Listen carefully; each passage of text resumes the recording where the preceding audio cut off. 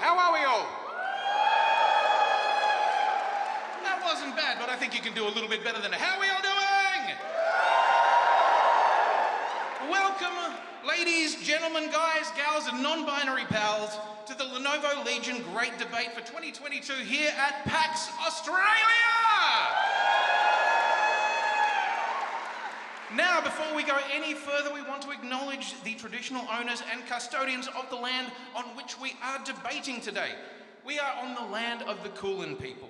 So let's take time to pay respects to the elders past and present and make sure that we never forget, always was, always will be. Yes, absolutely. If you're looking at me wondering, who am I? Does anyone know? Yay! I was like, one person. But there's more of you. Excellent, I don't have to fire my publicist. My name is David Quinn, but you can all call me Quinny. Can you all say that together? 1, 2, 3. Quinny! That's all I want. I am one of the hosts of the Periodic Table of Awesome. It's a podcast that we do it every week, and I have been standing on stages like this for about 17 years now. I've been talking to interesting people and trying to be as interesting in them and usually failing. I have caught Stan Lee as he tried stage diving. I have been smooched by Princess Leia. Yeah, I'm pretty happy about that one. And I've done shots with Bender and Doc Brown. But today, I am your debate master. Now, who is ready to debate? Excellent, that's what I like to hear. The topic for today's debate is that remakes and reboots are killing new ideas. Ooh. Now that's an emotive thought, isn't it? Imagine it. Those poor little new ideas emerging, fresh-faced into the sun, blinking, filled with potential, the very definition of possibility. And then here comes the remakes. Huge, lumbering things, jaded, old, tired, weighed down with your expectations, and so much baggage. Now watch them stomp on the faces of those sweet little new ideas, crushing beneath their hobnail reboots, the monsters. Ooh. Join me? Ooh. Yeah, that's what we like. But is it really like that? Yeah, that's what we're here to debate. Are reboots and remakes really the big bad in this situation? Or are they something else? Are they an inevitability? Are they simply the steady march of entropy towards capitalism? Wow, that got dark, didn't it? I'm sorry. Wow, I'm like, keep it light, dude.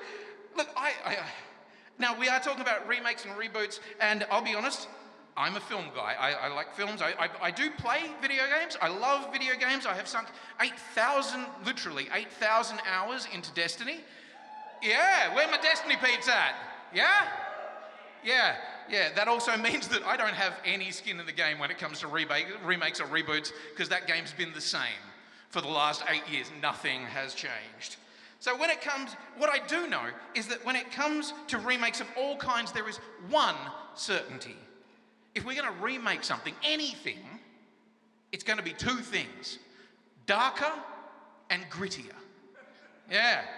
2022 saw the release of a watershed moment in the history of reboots with Zack Snyder's Justice League.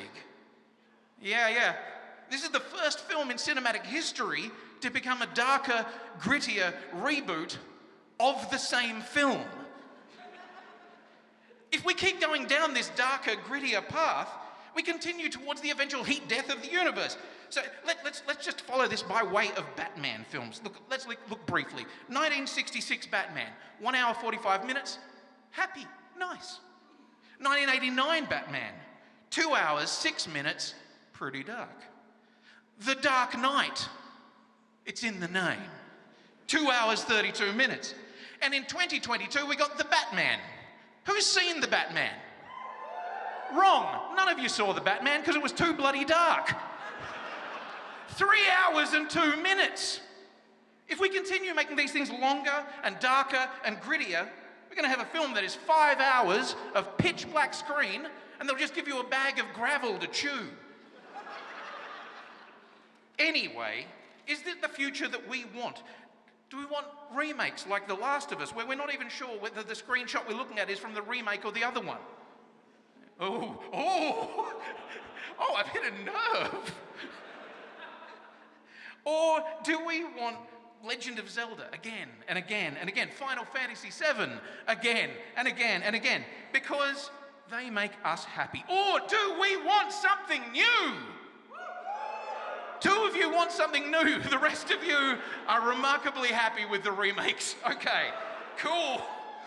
Tonight, our teams are going to argue this point to a standstill, and you, our dear audience, both here and online, will be giving us the benefit of your thoughts and opinions, and in the end, you will be deciding who is going to work. And to find out how that's going to work, I'd like to bring on Ben. Where's my beautiful Ben?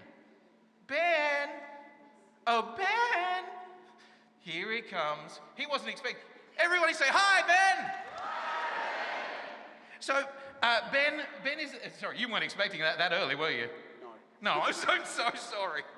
So, Ben is the representative from Lenovo Legion. So, Ben, what am I using you for today? You're using me, Quinny, to be the tech guy, which is what's working particularly well. We are using a bit of technology today for the great debate, so I'm going to try and make it as much as possible like leader debates during the election, which I know you're going to love. Like, you're going to be all over that so much. We're actually using an app called Slido today, where hopefully we'll have a QR code up on the screen shortly that you can scan. There it is, look at that.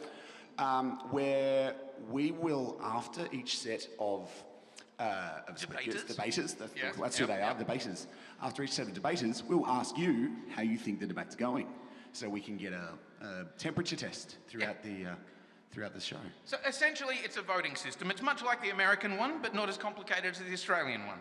And we don't have Anthony Green here to explain it to us with nice animated charts, so I'm so, wow, shit. I really wasn't expecting Anthony Green to land that hard as a gag. Tonight, how could you not? Tonight, Ben is our Anthony Green. Yeah, I know, right? Yeah, we love it. Okay, we have two teams of debaters here tonight to argue the point. Please join me in welcoming to the stage on the affirmative team, proposing that yes, reboots and remakes are killing new ideas. We have, as first speaker, Stephanie Bendixson. Second speaker, Alex Walker. And third speaker, JordanRasko. Hi. And on our opposing team, how you doing? You all good? Yeah. Yeah, you look so pretty. Also, can we just take a brief moment to give some respect to Jordan's amazing cosplay? I do declare. I'm as anxious as a long-tailed cat in a room full of rocking chairs. Nothing is ever better than the 90s X-Men cartoon. Yeah.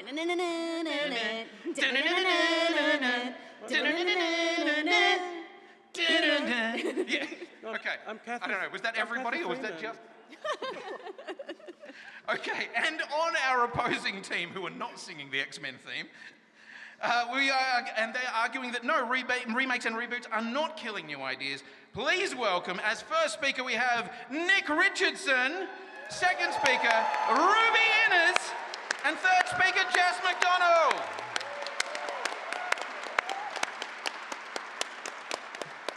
Welcome. So you fucking buried us in this intro. My God. Yeah, thanks. That whole thing was just juicing this crowd up to hate remakes and reboots. Not at all. I have no skin in this game whatsoever. That's a lie. We were panicking backstage. That was bad. Oh, I feel really bad. But the thing is, I mean, I may have undercut you, but at the same time, you've got so much more sexy than this side. That's true. Yeah. Excuse me? Thank you. See, what I'm doing here is I'm making them all hate me equally. It's working very well. It's working astonishingly well, and I'm never going to work in this town again.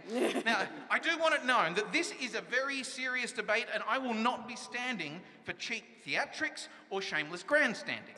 That is entirely my job, and I will be most upset and I will be most upset if somebody takes it. Each speaker will be given 5 minutes, and then after everyone has said their piece, we'll be turning to you, the great arbiters, to decide who has made their point best.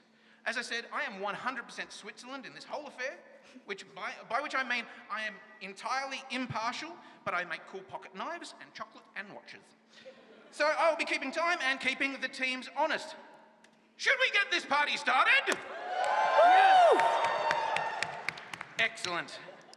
Our first speaker is for the affirmative, proposing that reboots and remakes are indeed killing new ideas. She needs no introduction, but she gave me a bio, so I'll read the damn thing anyway. Stephanie Bendixson, also known as Hex, is an Australian television presenter, video game creator, content creator, sorry. Have you made a video game yet? Not yet, but Okay. together, if we make a new one, wouldn't that be so great? And of course, Lenovo Legion ambassador, known around the nation for ABC's Good Game. Today, you'll find her presenting The Ultimate Classroom, currently airing on Network 10, and Back Pocket, a video game variety show on Twitch with some of her former Good Game colleagues. She claims that she is very bad at debating, but if her team wins, she'll get Lenovo to give you all free laptops. Even us? What? Oh, hang on, sorry. I'm getting a text. And it's from... Okay. She said, that's a lie, you won't get free laptops. She's saying, Steph was trying to be funny, Lenovo, please don't fire her. Steph regrets writing this bio. Ladies and gentlemen, boys and girls, guys and gals and non-binary players, please welcome Stephanie Hex Bendixson.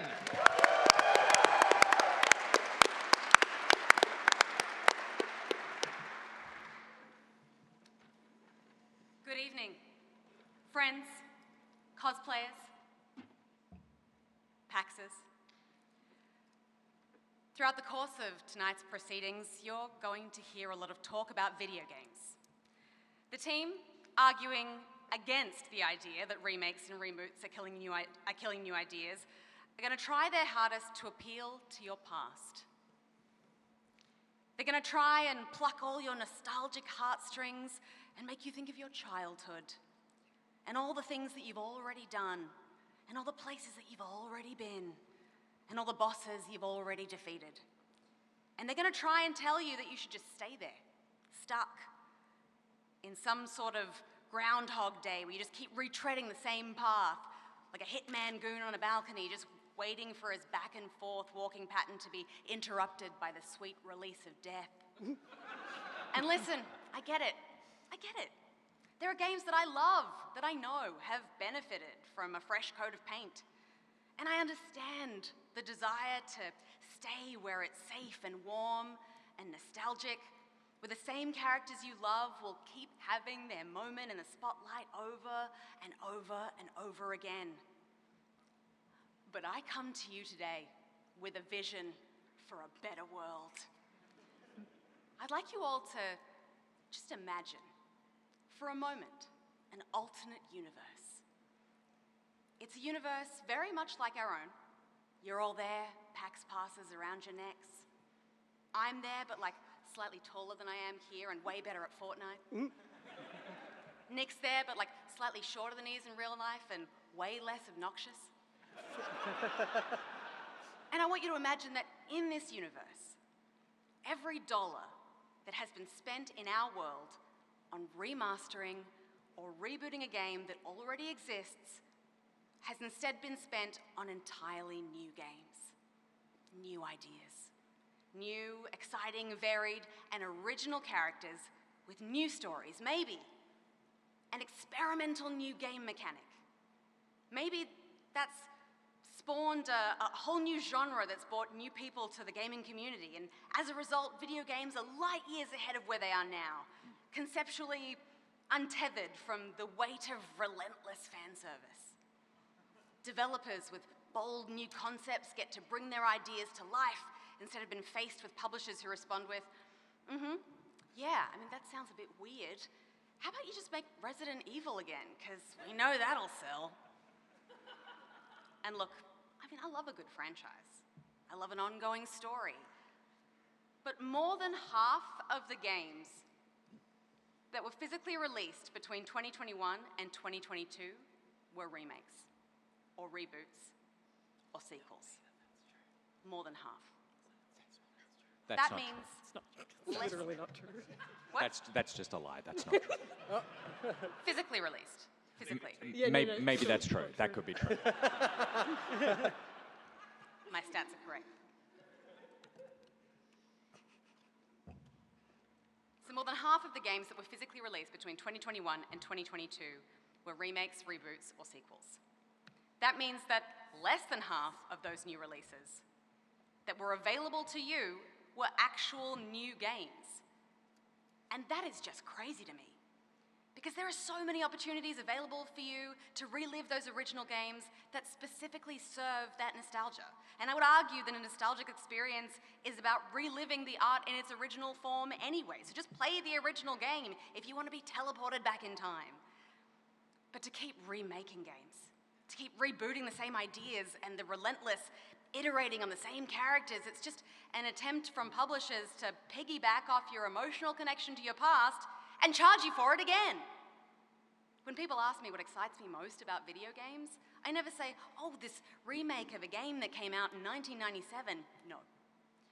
I'm always excited about the new mechanics, the new battle systems, the new mechanics, the new genre that's taking the industry by storm, because while remakes and reboots keep us grounded in the past, rehashing old ideas, I'm excited about what's taking us forward.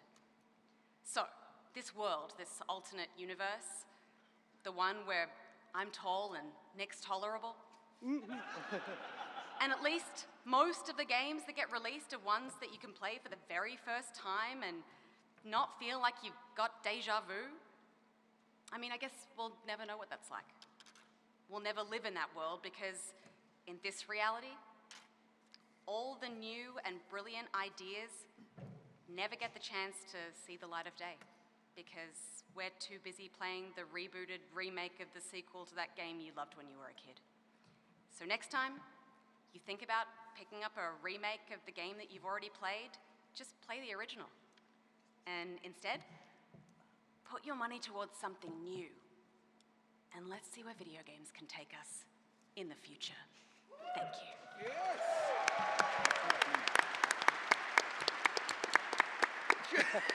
Already winning? I feel like if we could have taken this off, you would have dropped the mic then, wouldn't you?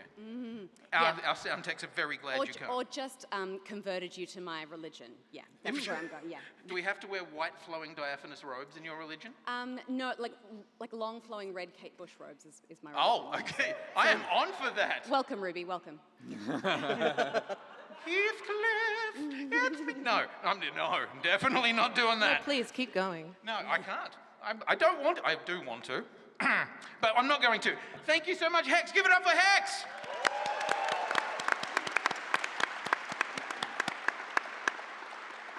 That was a passionate, enthusiastic start to your argument, and I've been thinking a lot about your point. You know, what if every dollar spent on reboots had gone into making new ideas? What games could we have had? Potentially a whole bunch of crap. Like, I propose a counter question to you. What if we kept making new games and we just eventually ran out of good? What then, Steph? I mean, you've got to throw a few things at the wall to see what sticks, but it's about the process, right? It's about the process. You know what sticks to walls when you throw at it? Paint. Shit. Anyway, moving on. Our first speaker for... See, I'm just trying to prove that I'm not entirely... Thanks. No, we appreciate it. Thank you. I'm just trying to make it even here. Those little hands, the sticky hands. Whip. Spider-Man webs. Go, Web, go. Our first speaker for The Negative is Steph's co-host and co-conspirator from Back Pocket. If somebody said something awful on the show at one point, it was Nick. That is just how it is. He's also co-founder of the production company Low-Key that specializes in high-end live streams, social and digital content. Nick says that he loves to argue and usually does so freeform with a lot of hand gestures and throwing of crockery. So the rigid debate structure is going to be a bit of a struggle for him. However, He's never had a problem telling people he thinks they're wrong and will sometimes do it while the other person is talking. I'm keeping my eye on you, Richardson. Alrighty. Yep. Telling people that he thinks that. He's also told me to tell you specifically that the affirmative team are in fact very wrong. And he already knows this because before hearing any of their spurious arguments. The one, the only, Nick Richardson! Thank you very much.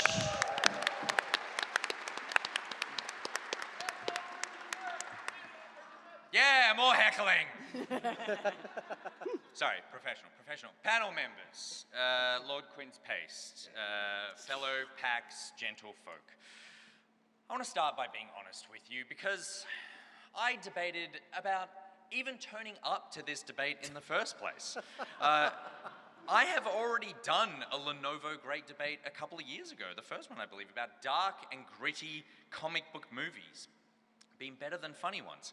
And I thought to myself, do I really want to be part of a reboot of that original 2020 debate?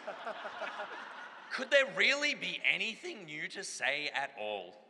But then I realized, of course there is, because to make a reboot means you have something new to say, a new idea to add to the conversation. Because remakes and reboots not only contain new ideas, they inspire them.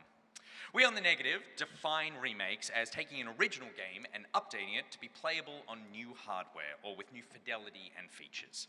Games like Demon's Souls, Resident Evil 2, and Shadow of the Colossus are excellent examples of this. With Final Fantasy VII Remake not only potentially being the high watermark, but was even so kind to include the word in its title. But sometimes it's not enough to just remake something. You want to change too much. You want to add too much, reinvent the core of the thing in the first place. So in that case, a reboot is necessary, which we define as bringing a fresh perspective. So with story, core mechanics, or a new genre to an existing game IP. To infuse a game that is familiar and beloved with something that it lacked, or that speaks to a new generation. Reboots like Tomb Raider, God of War, and Wolfenstein: The New Order are not only considered phenomenally successful as entries into the series of their own right, but also staggeringly original and new ideas. But those new ideas always don't need to be a swing that big. The Negative defines new ideas as being variations in either gameplay, story, or design from an existing work. So they don't have to be wholly original, because what is? A new idea just needs to be something that is not a continuation of an existing franchise or IP. Now, certainly, not all new ideas and not all remakes and reboots are successful, either creatively or financially. They simply need to be adding something new. Otherwise, they're just merely the status quo and not a restart. My second speaker, Kate Bush, will not only show that reboots do provide new ideas for the games that they are reinventing, but they bring creativity to the industry as a whole. Because without the FMV cutscenes in the truly atrocious 2015 remake of Need for Speed, do we get immortality in 2022? I don't think so. Remakes and reboots not only contain new ideas, they inspire them. They sit alongside thousands of new ideas that come out every single year as a key part of the creative process. My psychotic second speaker will talk of the deluge of new independent and AAA games, a fire hose, the likes of which we have never seen in our lifetime. It is impossible to ignore the sheer volume of games released every day that challenge, inspire, question, and delight. In fact, we will go further. Whether the affirmative will have you believe that remakes and reboots are simply cash grabs to remind you of nostalgia, diverting resources from teams craving to work on original IP to grind away in the Activision mines, churning out soulless, creatively bankrupt husks, damaging to the world in general, and devoid of purpose and meaning, we argue that is simply not true. That is simply a description of the Activision board of directors. Remakes can inspire new ideas. Remakes like Shadow of the Colossus, Demon's Souls, and Resident Evil 2 are introducing new gamers, which the first speaker of the affirmative does not believe that children exist and that everyone has played every video game from all time. My esteemed second speaker will show that remakes like these add to the industry both creatively and technologically, and will keep the classics playable for generations to come. Reboots at their core are new ideas to begin with, taking existing IP we are familiar with and allowing new artists and developers to tell their own story. Now, I just want to focus a little bit on what the affirmative for the first speaker said. Yeah, I did the great banger about she doesn't believe that kids exist. We have no intention of reminding you of your past, that remakes and reboots are inspiring games of the future, and particularly with the financials, remakes and reboots are an essential part of this industry to be able to fund new ideas. So many publishers and developers are setting up indie arms for new games based off the bank that they make from these reboots and remakes. And how can you not call God of War a new game? And then my second speaker said the issue of funding of new ideas should be a government issue, which she massively undermined by just giving me this as well, which is a picture of something called UGG, and it just says nuh-uh down the bottom. So I don't know how useful that's going to be for our argument. Remakes and reboots not only contain new ideas, they inspire them. Art is not created in a vacuum. If we can agree that good artists borrow and great artists steal, then we must ensure that we leave our most valuable gaming treasures as playable as possible for future generations to steal, adapt, and yes, even reboot. After all, how could the affirmative team possibly argue that remakes or reboots are killing that which we have come here to PAX to celebrate and play every single day? Thank you very much. Yeah. Slay! Slay! I'm just horrified by the amount of mess you've left on my thing. So sorry. Hang on, wow. I am, however, going to keep Ugg. He's very cute. I like him. Is this a portrait of me? yeah. Not intentionally, but it is now. Oh no, it was intentional. I just didn't think you realised. Of course I realize. I know what I look like. Now, Okay, Ugg. the argument I say, first of all, give it up for Nick, yes? Very well done. Thank you I'm very impressed.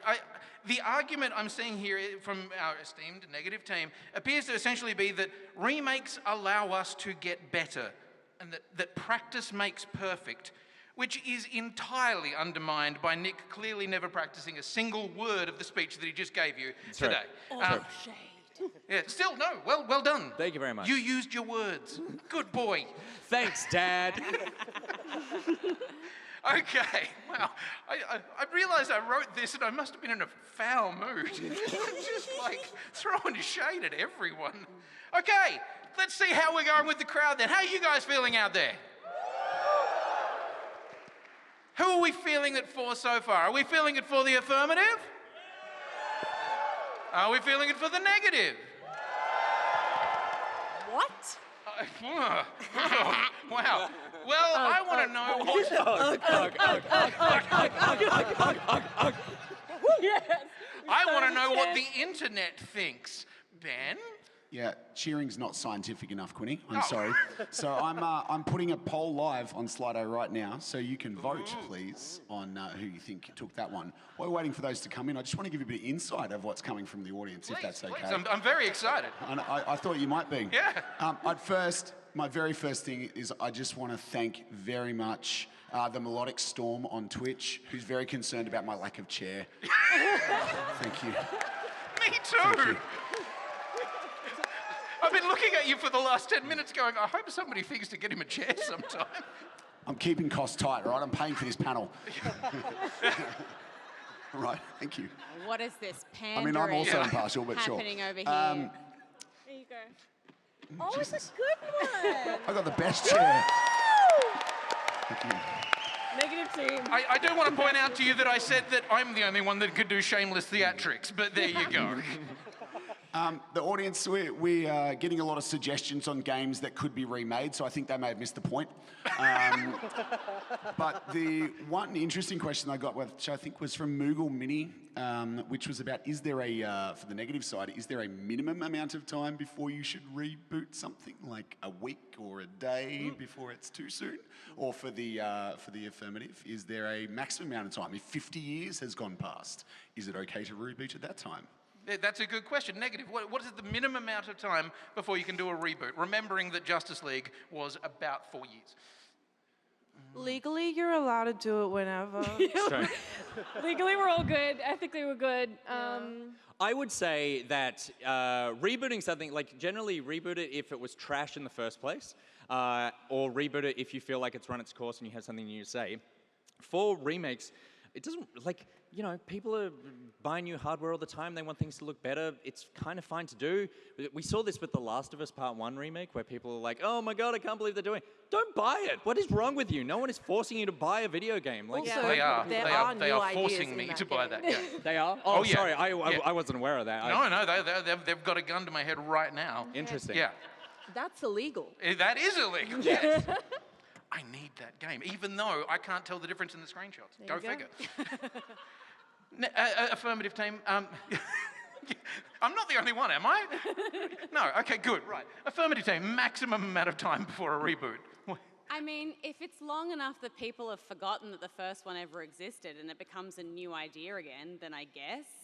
But otherwise, it just feels like, I don't know, retreading old ground. I feel like there are games that I feel like have benefited from it, for sure, but like on the whole, it's become such an obsession of redoing things and extending things that already exist because it's an easy win, that it feels like it's so hard to create anything new now. And I think that's really sad. You can't reboot something if it was already out on the previous console generation. Like, we have had now 3 versions of The Last of Us. Are we going to have another one for the PS6 and another one for the PS7? It's kind of like rebooting a Whopper. Like a seasonal version. Like, if it's fine to do, like, if you take the money that you made from the first and then make something new and then you want to go back and reboot, that's fine because the creation of what you've put out into the world has then gone on to create a new thing. You want to go back and make it playable, preserve it, do whatever, that's fine. Because at least you've created something sustainable instead of just going back and be like, here's the PS4 version, here's the PS4 Pro version, here's the PS5 version, here's the PS5 Pro version. Like, do something in between, I feel like, then go back to it. Okay. I feel like this has actually turned into a really serious panel all of a sudden. I feel very bad about that. I'm very sorry. Ben, how are we doing on our voting? Where are we at with our crowd? Tell me about what the Legion folks at home are thinking. Just want to slide a thermometer in there and tell me the temperature of the room? Under the tongue. Under the tongue, you filthy people. For God's sake. Well, I can say at this stage that the audience, both here and online, believe that Team Negative are in the lead. Cheers for everybody. You can all sit. With exactly 69% of the vote. Yes. Nice. All together or not at all, 69. Nice. I feel like you all made up your minds before you even came here. That's what I This think. is all going to change once we reboot the poll at the end. Okay, it does look like one of our teams has some work to do here. Hi. Okay, our second speaker for the affirmative is Alex Walker. Alex has been working with publications such as PC Powerplay, Games.on.net, the ABC, and with Kotaku Australia, covering technology, video games, and the intersection of the two for over a decade. His bio is one of the most sensible things I've ever read. He's been, no, and that's not an insult. I think it was very impressive. Sounded like an insult, didn't it? It was sensible. Okay, he has been nominated for Best Video Game Journalist. That's pretty cool. Best Technical Journalist, Best Gaming Journalist, Best Corporate Content, and Best Reviewer, as well as, unbeknownst to him, I'm nominating him as Sexiest Man on the Stage today. Wow. And so she. Yep. I believe that is seconded. And now, do we have a show of hands? Motion passed. There you go. He's also one of the most prolific writers in the country, with thousands of features and news stories published in the last few years alone. The Mother Lover has got so many goddamn words, it's scary. Please welcome our second speaker for the affirmative, Mr. Alex Walker. When Quinny said thousands of features, I just thought you had like lots of noses. Just like when you go into Fallout and you just add everything to the character creator. Yes. It's just adding it on. Sliders to maximum. I like that you say when we had The Last of Us 2, you don't want the remake, just like don't buy it. It kind of misses the whole thing that we're trying to talk about here, which is the fact that The Last of Us is up there means you don't have something else. We live in a zero-sum world. If I give someone $1 million, that means I can't give someone $1 million to work on another project. And this is kind of where we need to sort of sit back and unpack what we're actually talking about here, which is not the fact that remakes and reboots don't have good ideas or don't exist or don't deserve to exist on their own. The Lion King, great example, is an animated retelling of Hamlet. Doesn't mean it isn't worthwhile, doesn't mean it shouldn't exist or that it itself shouldn't be remastered at some point. Then you've got other examples of many games, many books, many films, many ideas. I prefer the new Dune over the older Dune. It's easier to watch, for one, doesn't drive me crazy. And it's also just a little bit visually nicer and more coherent. Yeah. But what maybe we're we actually... should do July. But what we need to kind of really get back to is if good ideas can exist in any reboot, any remaster, and we're talking just films, books, games, although we've spoken a lot about games here, then why are they killing new ideas? And it's because we need to actually have a look at the industry that we live in, you know? All of the awesome games that, you know, from Call to the Lamb, Untitled Goose Game, you look at some of the wonderful ones out on the PAX indie floor there, they've had to scrap, borrow, beg and steal just to get to the stage where they are. They didn't turn up with a pitch deck and then show up and say, hey, this is great mechanics, this is the story I want to make, these are the characters I want to put together, and then publisher goes, here you go. Here's $500,000. Go make me a vertical slice. Go create something. They have to create it themselves. They have to dig out of their personal savings. They have to, in some cases, remortgage their homes. They have to find a way to get up to the plate. Same happens with films and entertainment all the time. Most of our entertainment industry is controlled by a small, tiny handful of mega conglomerates. Disney owns 25% or more than a quarter of the entertainment market. They own the world's biggest streaming service, and then you've got Netflix. Between the two of them, that's more than half the streaming service combined. And then you've got a bunch of smaller other ones, like in Australia we've got Stan, there's HBO Max, but that's not a huge, you can't self-publish your book or your film quite as effectively and have it reach out into the world. You've got to eat, you've got to pay your rent, you've got to pay your internet bills. And this is kind of the problem of, we're not talking about games or books or movies in a hypothetical sense. Someone has to actually live and survive to bring these things into the world. And that's where reboots and remakes are actually killing new ideas. When you look at these massive corporations, Embracer Group, they have over 250 IPs alone. They're like barely 10 years old. They have over 150 separate studios. They have more IPs than studios to work on them. Same with Microsoft. Tencent is basically buying everything that's not based in China just to have security. You've got Sony, who is also trying to buy everything and then losing out to Microsoft or losing out to Tencent. You know, it is a content war. And they're trying to buy up all of these IPs because all of these IPs are proven hits. They have a proven addressable market. You go and reboot a Saints Row, you know how much the older Saints Row sold. Every single one of them. You know what the types of people that wanted to play them. You know what those people are playing today. And they go, yep, okay, so we can probably make about like 5 million here. There's about a couple of million for these different games on Steam, on PlayStation and all the others. It makes sense as an investment. If you're an indie, if you've got a smaller idea and you want to pitch up, they're not going to give you the money to get to the plate. You've got to find it yourself. That's why so many government grants exist now, and they're not big grants. We're not talking, you know, Victoria and New South Wales doesn't give much at all, but like Queensland, South Australia, they're giving like $20,000, $30,000, $40,000 a year. You can't live off that. That doesn't pay for a team to put together something like, you know, Untitled Goose Game or Hollow Knight, which takes years to create. They have to fund it themselves and create something new. Publishers aren't going to take that bet until you get to the plate there for them. And that's, for them, why wouldn't they go but to a remake or a reboot? It's cheaper, it's smarter. And that's where you look at, look at what happens to most of the PAX indies after PAX. How many of them do you see get signed to a major label? How many of them will a Microsoft or a Sony or another large publisher go and say, hey, here's the rest of the money you need to fund your game? A great example is looking at Cuphead.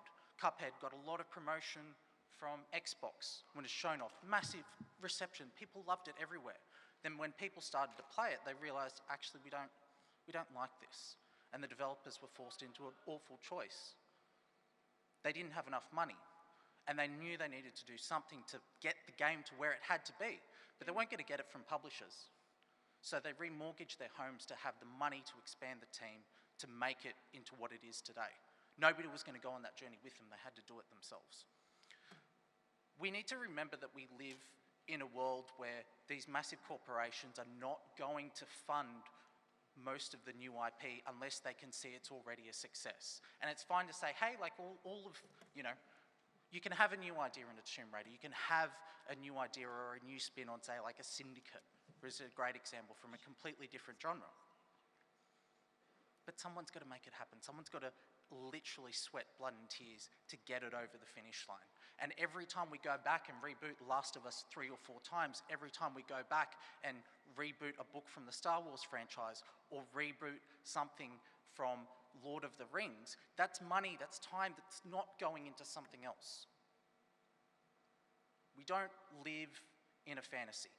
We live in an entertainment world where people look at things very ruthlessly, and that includes a lot of the games and books and films that you and here all love today.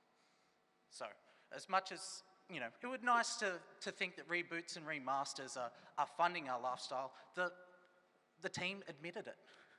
They said it funds what comes afterwards, which is saying that these studios and publishers are not going to invest in these new ideas until the remake and the reboot makes it work for them. Ding, ding. Oh, Yeah. Beautiful. I thought I was going to have to ding you multiple times, but you were done. I feel like such a dickhead now. I'm so sorry. Look, ladies and gentlemen, please give it up for Alex. Beautiful. There are a couple of things I do just want to, I just want to address in that one. So you said that the Lion King is a remake of Hamlet, and that is obviously the thing that we all know. But the Lion King has also been remade recently and was shitter. Oh, yeah. Yeah, it was, right, okay, good, right. It was so awful. Yeah, completely. go, just so long as we're all on the same page with that one. Also, I mean, they did teach that warthog to talk. Amazing. Amazing. Not all new ideas are good ideas. This is indeed true. You also mentioned that we're going to go and make a vertical slice. Is that the thing you said? You said vertical slice? Yeah, imagine like not a demo, but something that gives you an idea of like, oh, this is, roughly how a game or how a scene is. Oh, gonna okay, play out. right. So I thought there was something else because I'm pretty sure too many vertical slices is why I look like Ugg. Right, look, if ever we needed a technical argument, this was the time. I feel like arguing with you, Alex, would be a bit like arguing with a Vulcan. Yep. Yes, I'm a fucking Star Trek nerd. Cool, yes. Okay, yeah? Yeah, right, okay. It'd be like arguing with a Vulcan, just pure logic. But deep down underneath, there's some boiling pit of rage bullshit going on. Like, he's calm on the surface, but underneath, it's pond far season every day, and he is coming for you. Wow. He's seen things, man. He's seen things. Yes, we've all seen things, and they're very exciting. Yeah. Yeah. What? I do declare. I know, I don't... What have What you been have doing you this seen on weekend? Alex? I can't legally say because we're being streamed. Sure. Yeah, but I'll send you An the picture. insight into the life of Quinny. You do not want to know my search history. It's a think it's a it needs a dark and reboot. dangerous place Oh my God. full of terrifying things. Oh my God. Why are you admitting that? Look, they all knew. Okay. Cut the cord, move on. Put it on screen. Yes, Remake that comment. yes. I'd like to be rebooted as a human being, please. Okay. Our second speaker for the negative is somebody who in their Twitter bio claims that she was going to be releasing 300 feral rats at PAX Australia this year. Now, as I'm sure you're aware, thus far that hasn't happened. And that can only mean one thing. I want you to all look under your seats. That's right, you get a rat, you get a rat, you all get feral rats and you all get rabies. Isn't that awesome? Yeah. No, it's not awesome. Yeah. Rabies. Rabies. It's not true. I'm not doing that. It's not a true thing. It's a Twitter bio. There's like the one thing less reliable than a Twitter bio is what they sent me to read out. So I quote what I was sent. Ruby is a writer for Kotaku Australia and a part-time bog witch. She cannot read and refuses to learn. She has played every video game ever made, but also has never played a video game in her life. Back to the rats, I say. Okay, ladies and gentlemen, boys and girls, please welcome Ruby Innes or Kate Bush. Go girl. You got this. Sorry, I got a lot of stuff here. Give me a sec. It's fun. Hi. I mean, good evening, ladies, gentlemen, thadies, themtlemen, non-binary folk, goblins, ghouls, sluts, and moderators of the debate. My name is Ruby Innes, and there are 300 feral rats hiding under my dress, ready to be deployed whenever I think it would be funny. Now, I got some rebuts here. Some big red rebuts. Anyway, we are arguing, me, we, us, that new ideas still exist, not that all ideas are new ideas. So, slay. Anyway. Okay, so when it comes to the big boys, you know what I mean? Like, Game Pass buys so many indies, and, original ideas. EA Originals exists, which, takes a chance on indie games, original ideas. And Shu Yoshida was literally on this very stage yesterday being like, PlayStation, do be doing that indie stuff. Quote. Come on. Also, we're not here to convince you that remakes and reboots are good. Sometimes there are some stinkers. But we are here to show you how the industry has room for both remakes, reboots, and new ideas. Anyway, so I've got a few things to say here tonight that are not only relevant to what we're talking about here, but will also make me and my fellow speakers sound really smart, which we are. First of all, the affirmative statement implies that AAA studios are the only ones capable of making, AAA studios, the only ones capable of making multiple reboots and remakes, are the only ones capable of new ideas. This ignores the reality of the video game industry largely consisting of indie studios and devs. Let's take a look at the PAX floor today. None of the big three, Nintendo, PlayStation, and Xbox, have their own booths. There's a handful of AAA games available to play, but the floor's vast majority of new and upcoming games on display are indie devs showcasing new ideas. Have these new ideas been killed? Are they dead right now? No. It is not a display of rotting corpses. That would be gross and probably not allowed.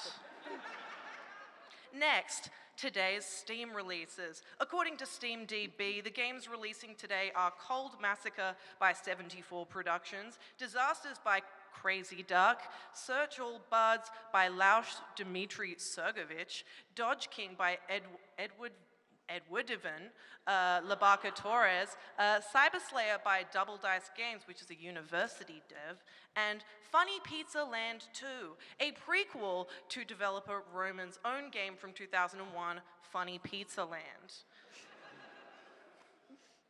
You could call that a reboot, but you can't call it a new. You can't not call it a new idea when the two games are so visually unalike. You can Google it. They look very different. I don't have proof. You said the quiet part out loud. Google it. But But that's just one day, right? That is just one freaking day. One day can't represent a whole industry, right?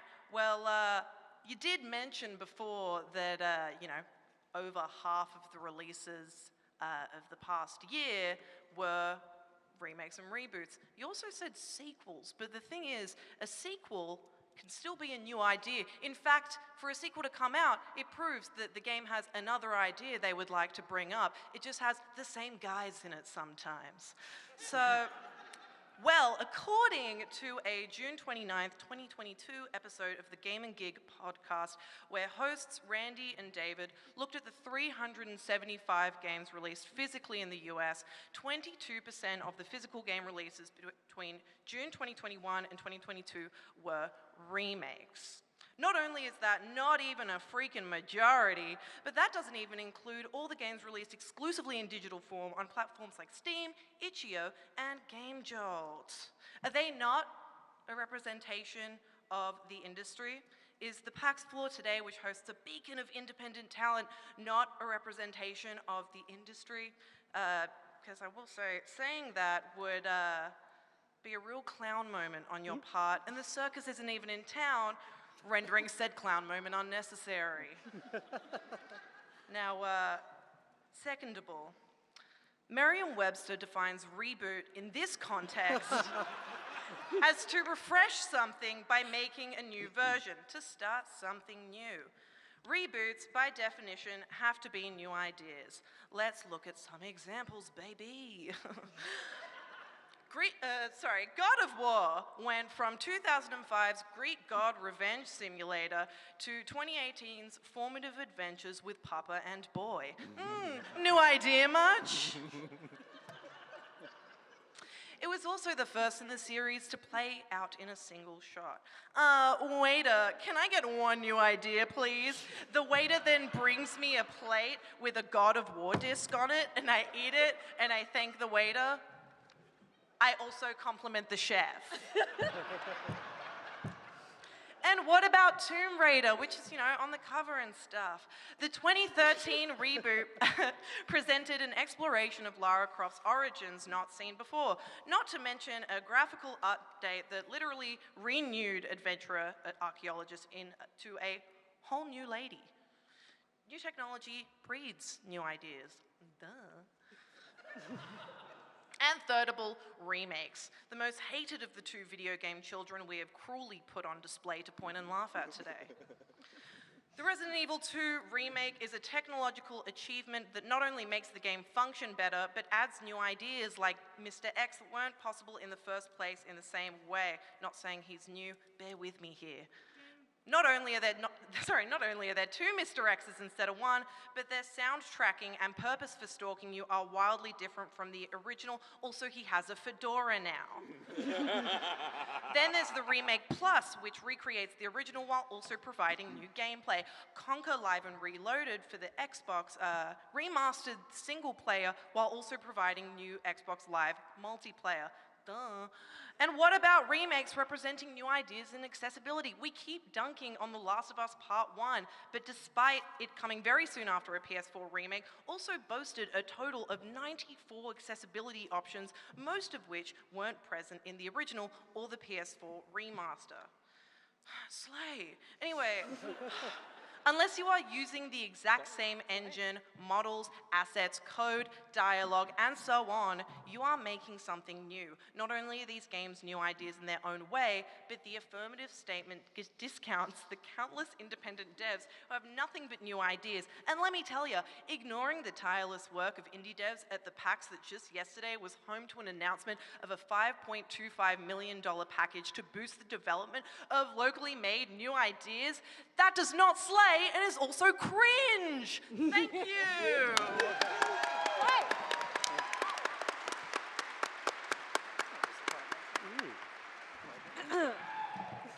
Slay.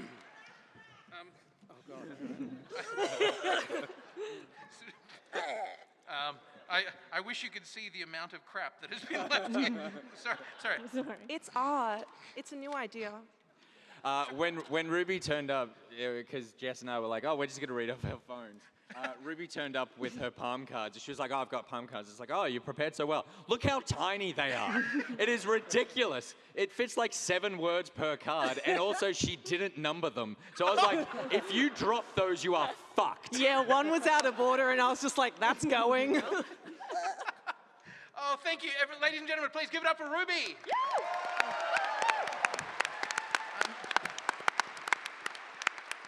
Just checking, Ruby, you drew Ugg, yes? Yeah. Did you also drew Weird Dog? Yes. Did you just do that while you were talking? God, can you imagine? Yes, I did.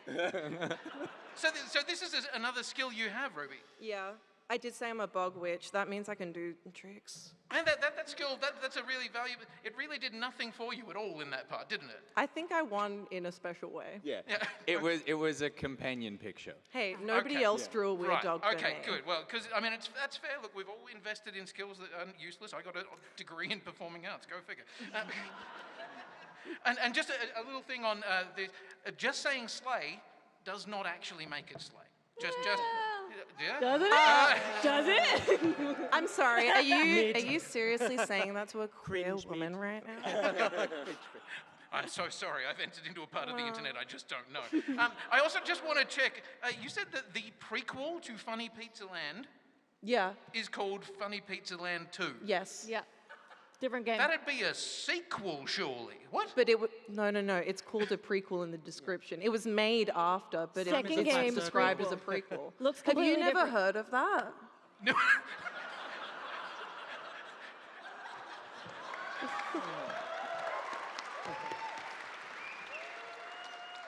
Cringe. He said it. Okay, so you know what I probably should have gotten into? Data analytics. That would have been a lot better than performing arts, that's for sure. Isn't that right, Ben? We're heading over to, yeah, that's right. You are our data analytics specialist. And as far as I'm concerned, your beautiful, smiling, bearded face is now the face of big data. Who is winning so far? What is the mood of our audience, Ben? Well, we've started the second poll, so you can all now vote on who you think is winning at the moment. And I'll just quickly get some insights from the audience.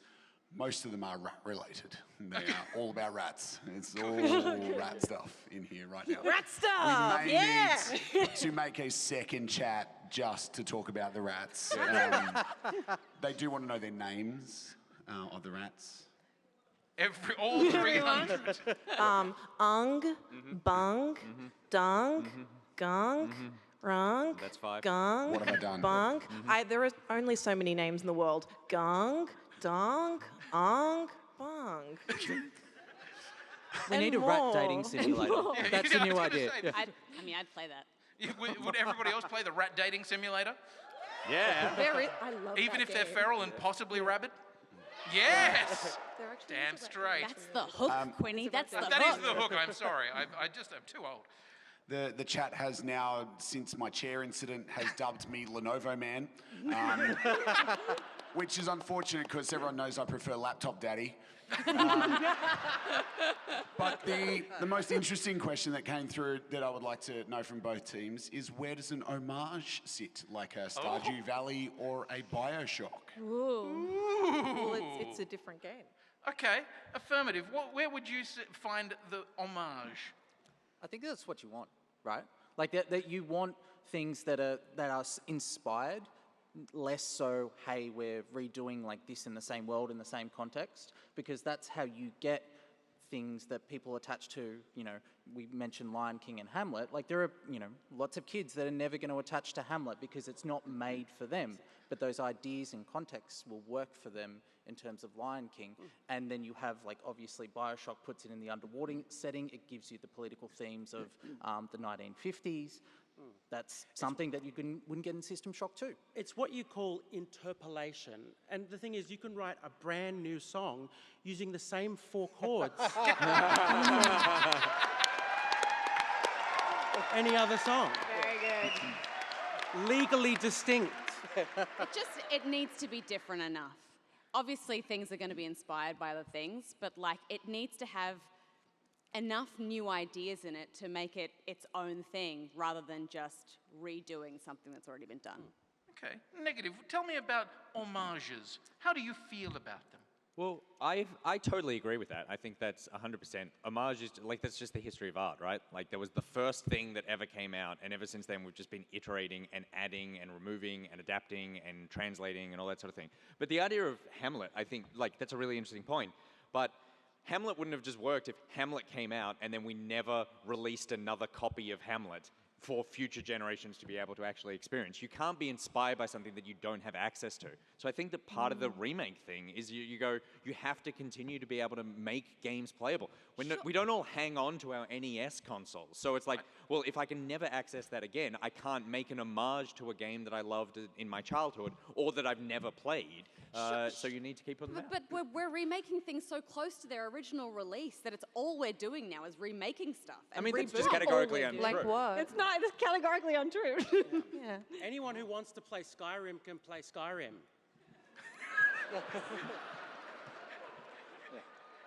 Anyone, ever. Yeah.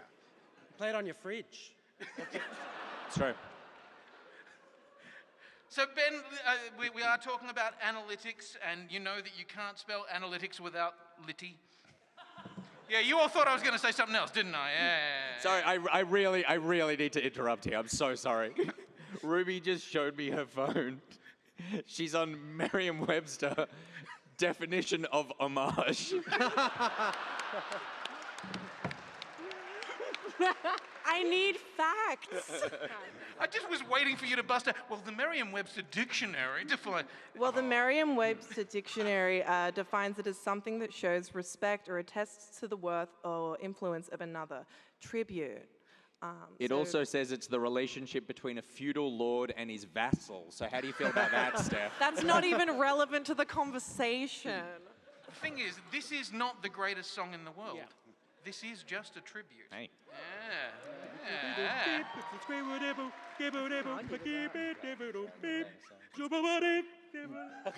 Ow. You needed someone else singing the other part. Yeah, I'm sorry. I would have joined you, but I couldn't. Okay. Where are you going? I can't follow, Mr. Frodo. Finally, it's time. Well, not finally, because I'm about to say the penultimate just one. gonna stop you there, Quinny. Ben. I'm still here. Sorry. Laptop Daddy, ladies and gentlemen. Give us a laptop dance, Laptop Daddy. Actually, before we go any further, Ben, Lenovo Daddy, Laptop Daddy. Yes, that's correct, yes. Could you show us the pose of a laptop daddy? No. That's buried in your search history, Quinny. It's not buried, it's right at the top. It's like the opening of Austin Powers, but it's laptops instead of fruit. Hey, there we go. Groovy, baby, yeah. Memory sticks. So the lead has narrowed. Team Negative is still in front, but only with 58% of the vote. Nice. Okay. And in the room, how are we feeling? How are we feeling for Team Affirmative? And how are we feeling for Team Negative? It's very, very close. Shudder for the futures of the games industry.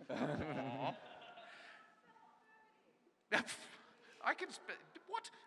I spelled it right everywhere here. Okay, it's time for our penultimate speaker, the final speaker for the affirmative, and a woman of such awesome power and fury that the heavens themselves tremble at the mighty, powerful weirdness of her Twitch streams. As her bio says, hailing from the bowels of the internet. Yep. JordanRasko is a Sydney-based comedian, singer, and variety streamer, though you probably know her from The Axis of Awesome. Her Twitch channel is yes, you love The Axis of Awesome. Her Twitch channel is an ever-changing vortex of sublime chaos and adventure. She rides luck dragons, becomes a bee, and street fighters the hell out of a car. It's everyone's favorite meme queen, dream extreme streamer supreme. Give it up for JordanRasko!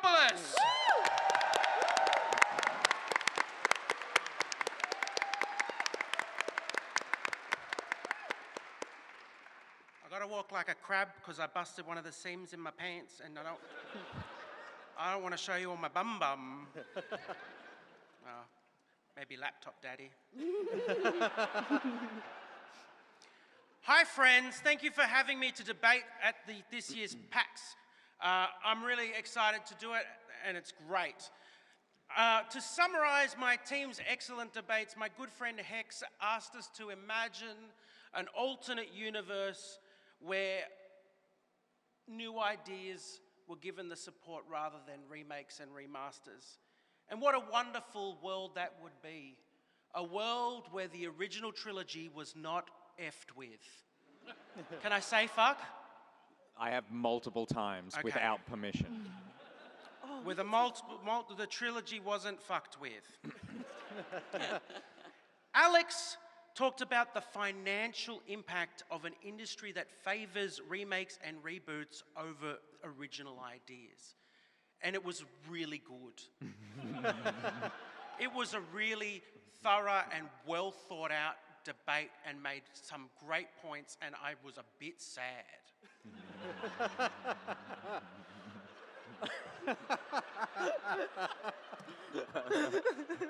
Because it was true. We talked a lot about how, new ideas are still here because there is an independent games industry, and isn't it great? They're at the front with their little booths and have things to hand out, and their dreams and their debt.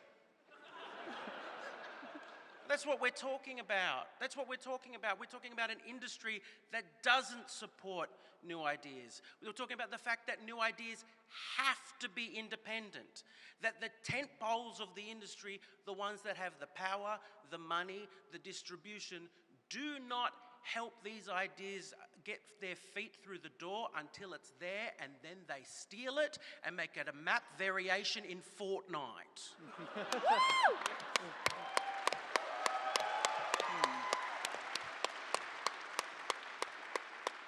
The industry only supports safe bets, and they will only support independent creators when they realize they are safe bets. Shit.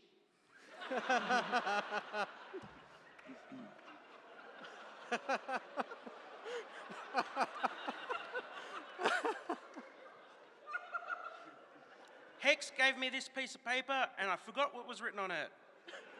Ruby. You already made I made that point. Sick. But Ruby. Hi. Yeah. I sure hope one of those pieces of paper wasn't mine. Nick with an H. Oh, that was mean.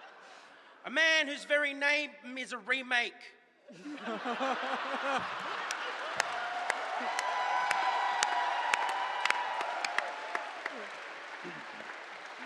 Sorry, that worked.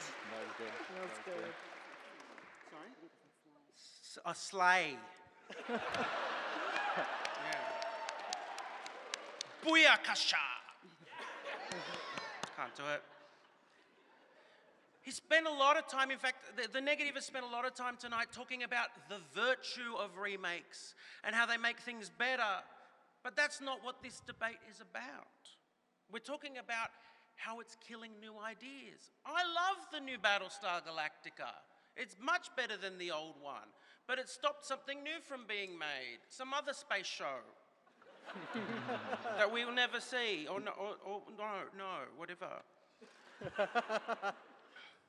We also talked about the idea of whether sequels in the games industry are remakes and reboots.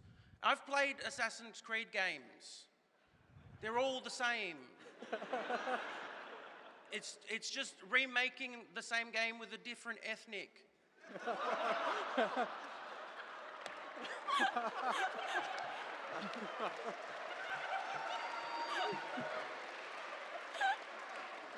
I intended to say ethnic stereotype and point out that I am an ethnic, and it's okay. Δεν πειράζει. Ευχαριστώ. The fact that PAX champions independent artists is an anomaly. It's wonderful, but it's not happening outside these doors to the same extent. New ideas shouldn't need to be independent. I said that already. Oh yeah, here's a metaphor. Okay, it's a long bow, but we're going to go with it. pointing at these independent artists who are being successful and doing well in the industry, it's good, but it's like looking at a bullfight and pointing at the rat running around the bullfight, going, look at him go, before he gets absorbed into the bull and just then gets his own ideas and his team put on to a different thing. And they don't get to finish their game, they just have to make the one in Fortnite. Okay, that's my rebuttals. Here's my phone, that's my password. You might look at me and think it's strange that I'm here standing in front of you in the outfit that I am, Kathy Freeman from the 400 metres in...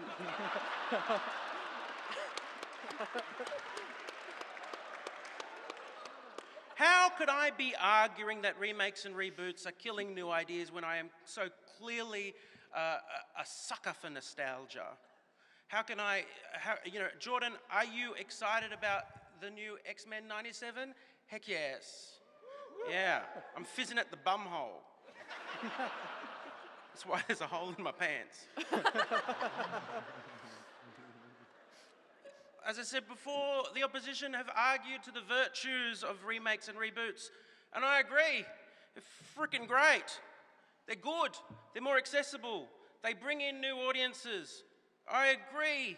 Nostalgia is lovely and a sweet, sweet heroine, and I am a glutton for the sweet drug that is memories from my childhood. I'm an addict. It's a powerful force, but it is a weed that is destroying the nice new types of flowers. I'm stuck. I can't move on. Nostalgia is a powerful force, but perhaps it could be nurtured in a different direction. Because perhaps it is not the characters and stories of our childhoods that we lust for, that we need, but the freshness and newness that those ideas once had. Or for our fondness, not for the stories, but the eras in which we experienced them. I don't want another Street Fighter game. I just want to play Street Fighter 2 for the first time again. I want to go back to the times when I would queue up at the arcade machine at the video store, clutching my trio of 20-cent pieces, awaiting my opportunity to be the next challenger, to win and take my place at the machine and continue the fight against the new challengers. It's not Ryu and Blanca that I really long for. I need the style, not the substance. I love old school science fiction. I love Doctor Who, I love Star Trek. But I don't need new stories about enterprises and TARDISes with the latest whiz-bang effects and CGIs. What I need is a new story done in a really shit way, like they had to. Because my passion, and I think all of our passions, is not so much for the stories, it was the fact that someone had to earnestly perform to a bunch of glad rap.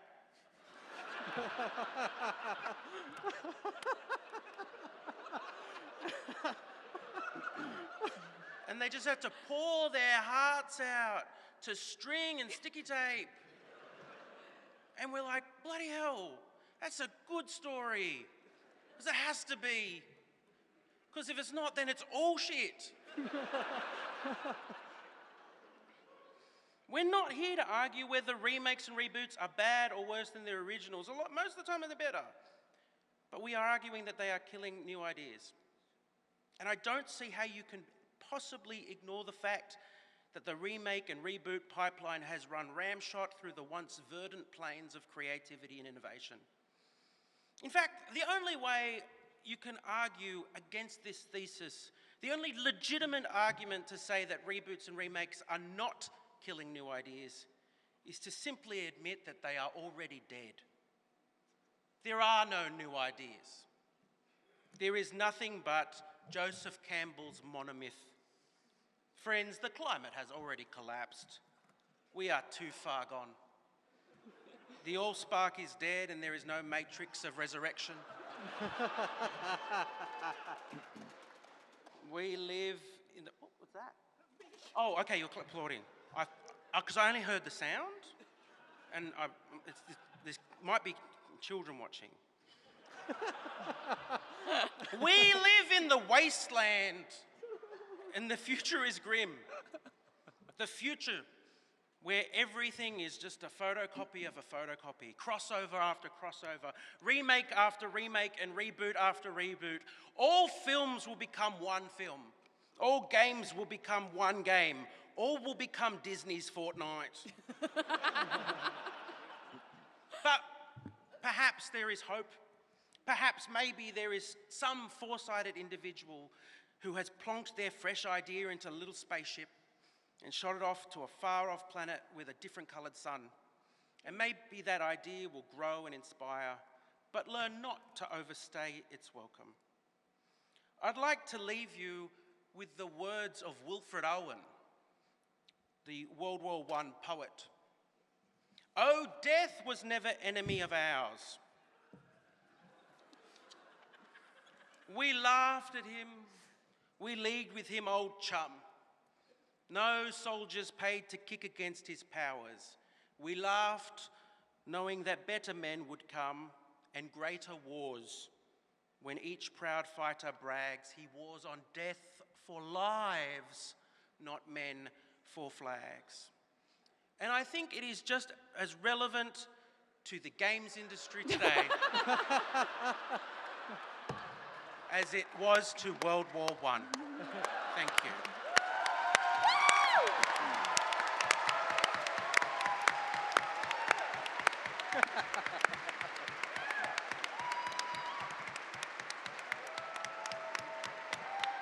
Yeah. Keep it going for Jordan.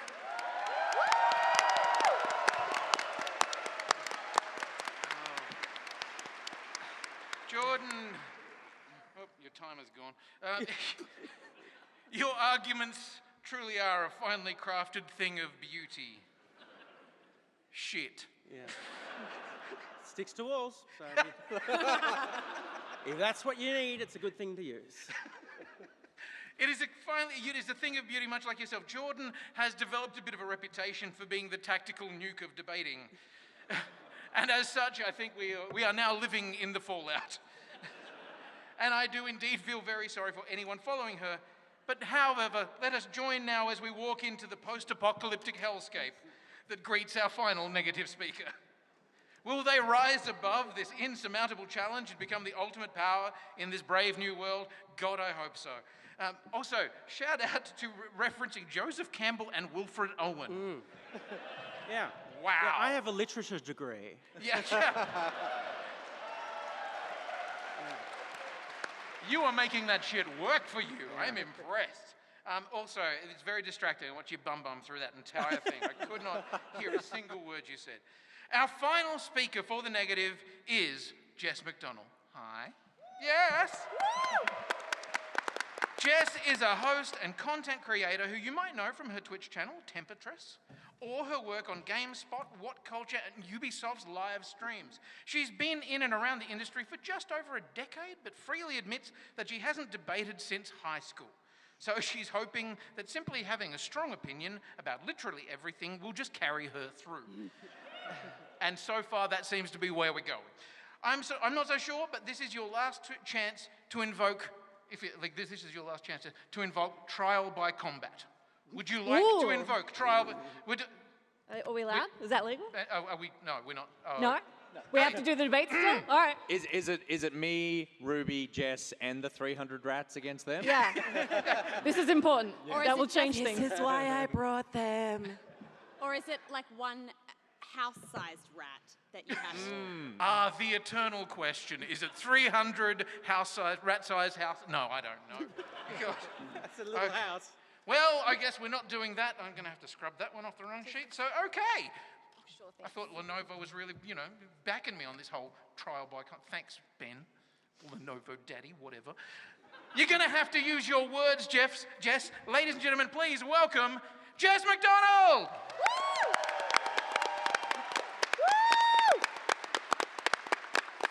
All right. Holy crap. Let's do it. Let's do rebuttal, shall we? Yes, let's start with that. That was very funny and super depressing. Thanks, Affirmative. They came up here saying, we envision this amazing future. Look at all these great things are going to happen. And now all games are one game, all movies are one movie. Things got really sad.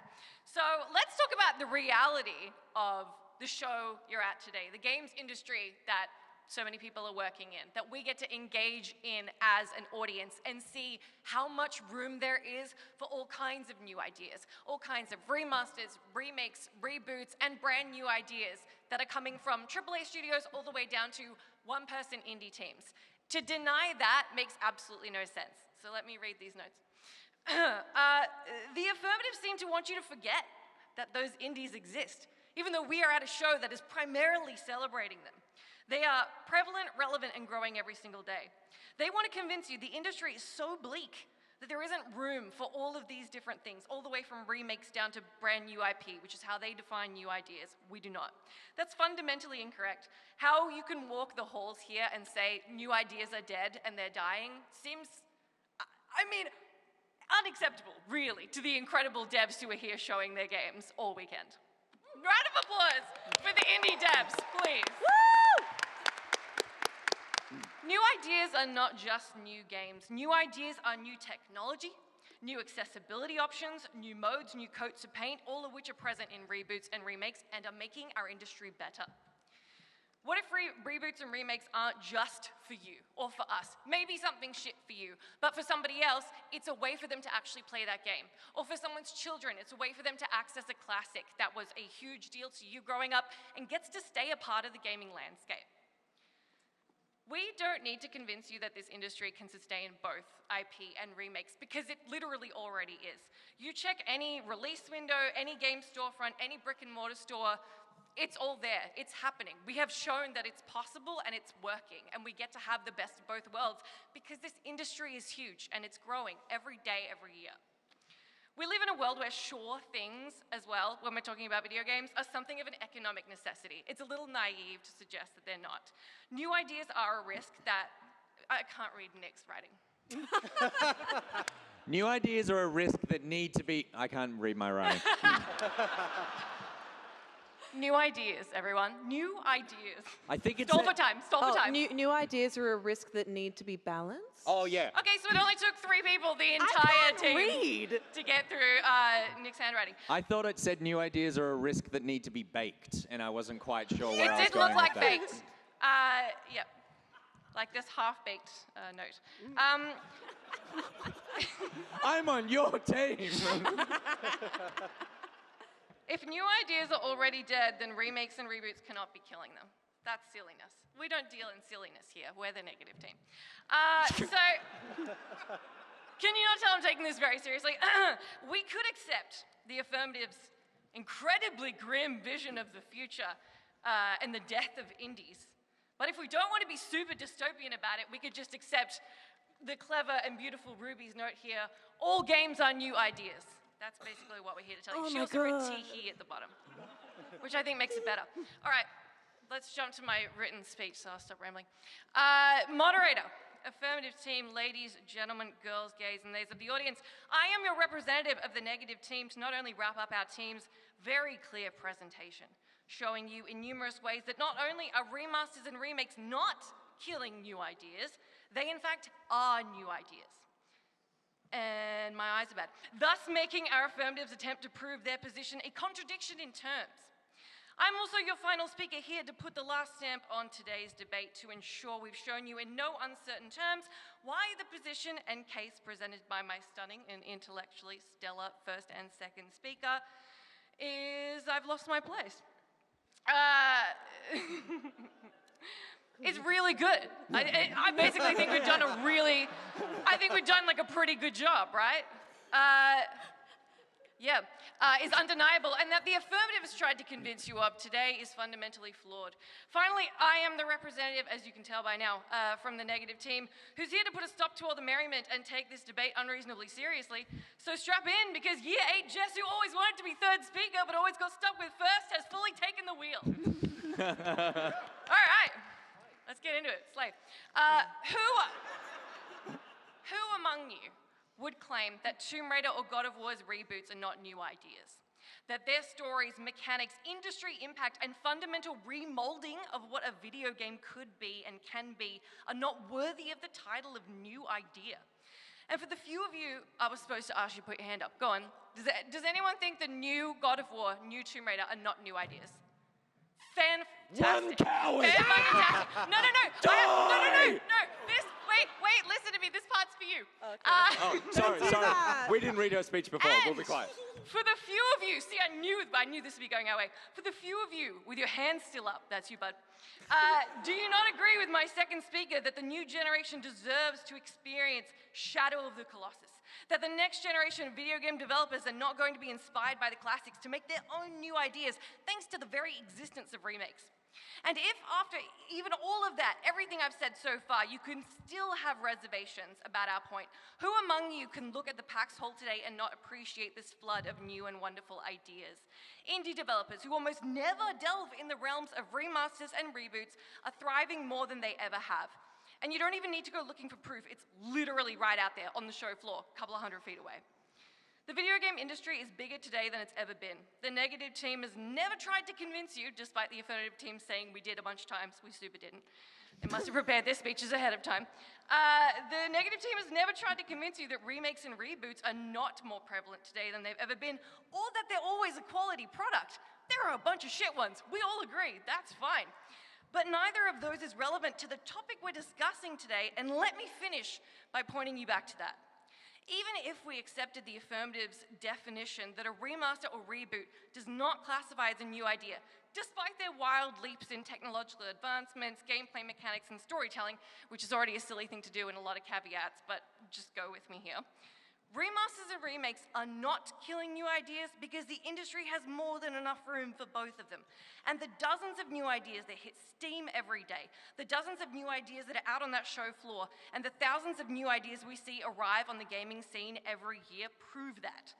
Beyond that, remasters and reboots provide a financial boon to the companies that make them.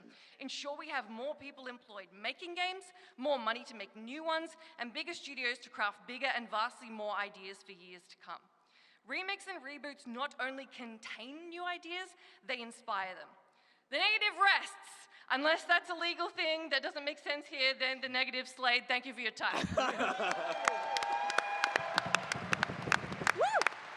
There you have it, folks. Please give it up for Jess.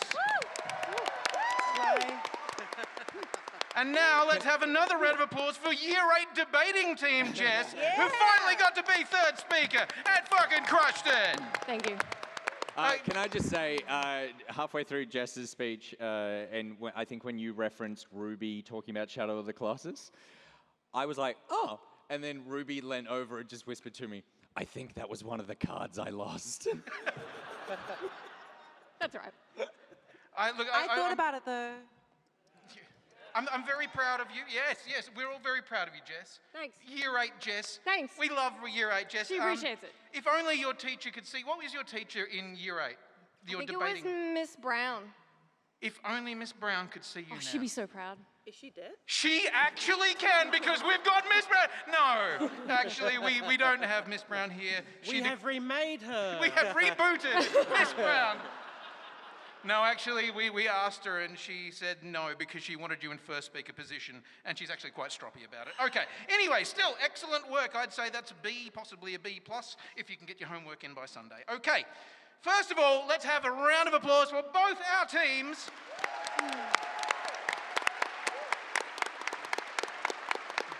They really have delved into the heart of the topic. I'm not going to lie, my jaded, opinionated, and somewhat partisan heart has been swayed.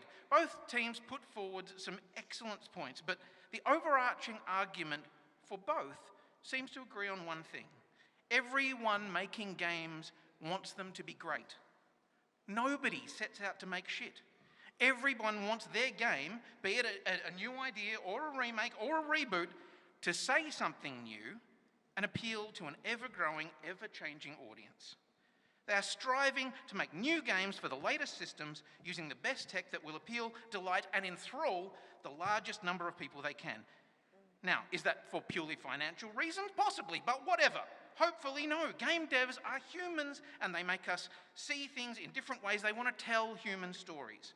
They want to plumb the depths of the human condition by making us push buttons and move mice. But anyway, game creation is good. What we have learned tonight is that game creation, in whatever format it comes in, is good. It is for the good of all. And whether your game is a remake of a beloved classic that's reinterpreting that story for a new audience, or whether the game is a brand new concept that is breaking entirely new ground, both are valid and important pieces of art and should be appreciated as such. Yes?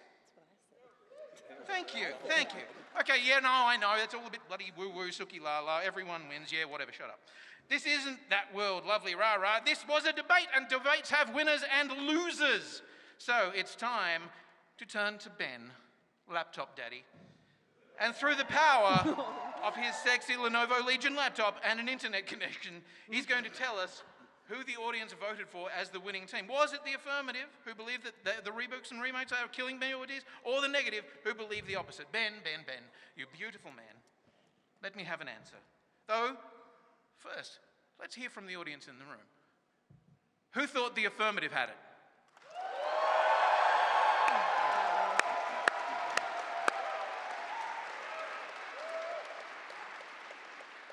Who thought the negative had it?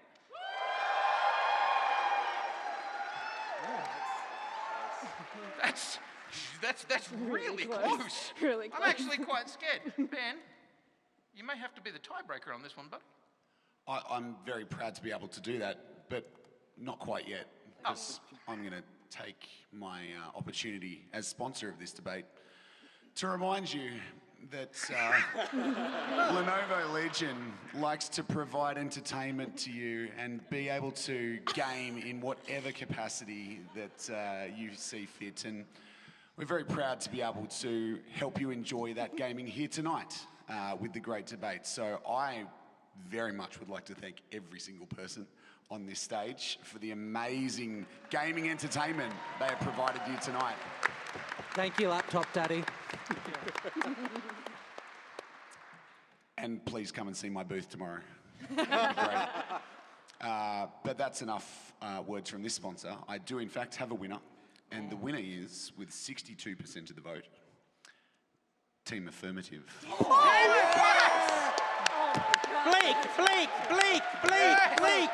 Bleak. You won't have careers, you will have battle passes. Yay! Congratulations, ladies and gentlemen, to our winning team! Give it up! And please keep your applause going for both our teams, Steph, Alex, Jordan, and of course Nick, Ruby, and Jess! A huge thank you to PAX and all the tech crew for making us look as good as it did, and a massive thank you, of course, to Lenovo Legion for making this all happen. I have been Quinny. You can find me on the periodic table of awesome podcasts every week, or come by the Lenovo booth tomorrow. Yeah, that's right. I'm shilling too. You have been a wonderful audience. Thank you so much. We are well and truly out of time. Thank you and good night. Oh, but before I go, make sure you come back for the dark room straight after this. John Robertson, he's an incredible performer. Who's seen the dark room before? Yeah. Make sure you come on back. But now, please give our whole teams a huge round of applause. Thank you and good night. God damn it.